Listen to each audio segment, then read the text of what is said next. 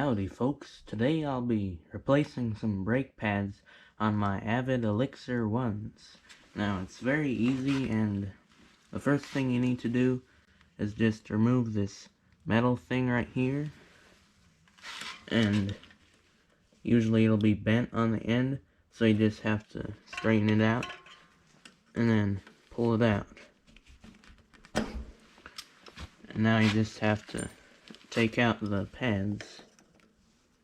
I just use pliers to do it. And so there's your pads. And I'm just going to be replacing one today. And so I put that new one on. Just stuff it in there. Put that metal thing back.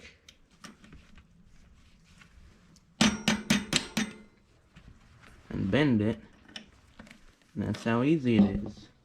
And here's a little closer.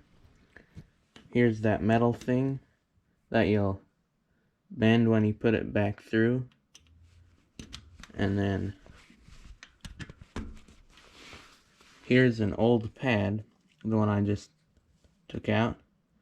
And I could have used it a little longer, but I just decided to replace it. There'll be more videos like this, so make sure to subscribe. And this was on a specialized status 1. And just let me know what else I can review.